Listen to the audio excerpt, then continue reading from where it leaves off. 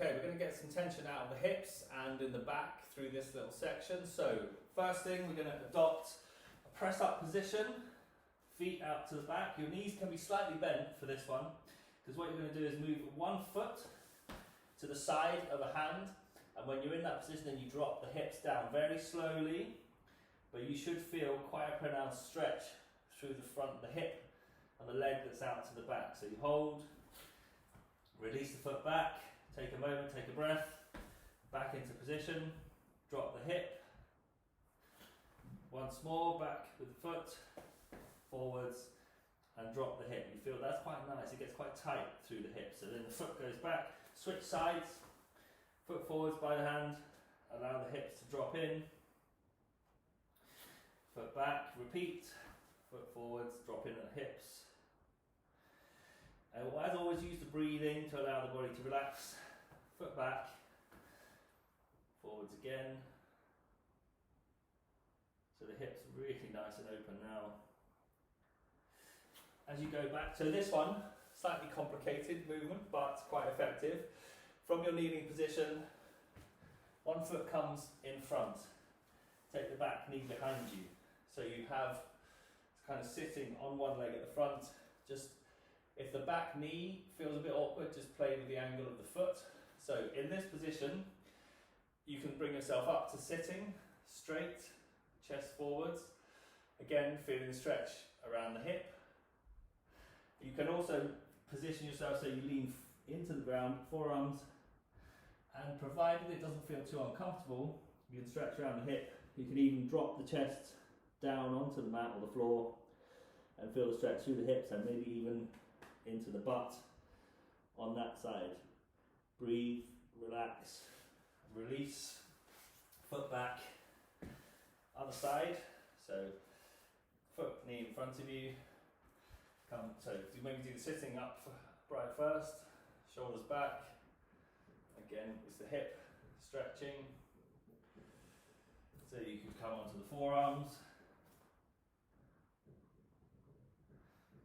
When you change sides on this one, you may feel that the stretching in slightly different places. So just use the hips, swivel around, trying to stretch as many different sections down there as possible, and then maybe even chest down to the ground depending on how tight or loose you are. And then relax back up. Let's go through the length of the spine. So from curving to arching, just gently repeat. Hold a lot of tension generally through the back while sitting, working. So just ease that up completely.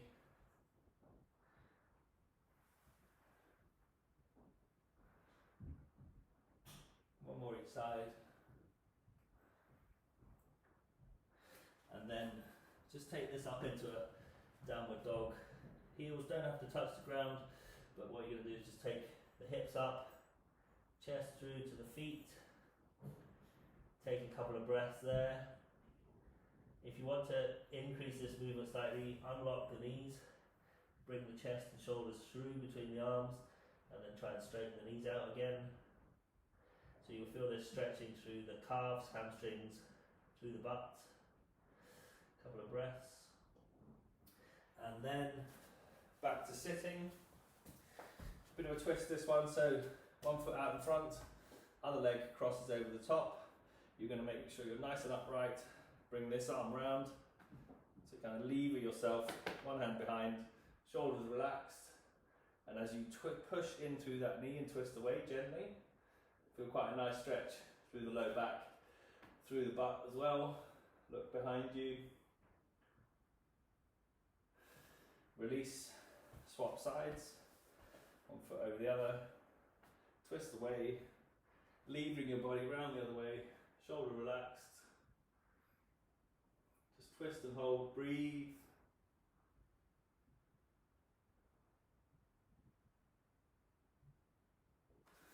Return to the center, just finishing off.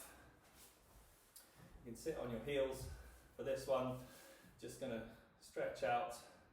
Palms up, spread the fingers, pushing the palms out as far as you can away from you, and then just do a couple rotations, big arm circles, open up the chest and shoulders, keep the hands down to the sides, and take a couple of breaths there.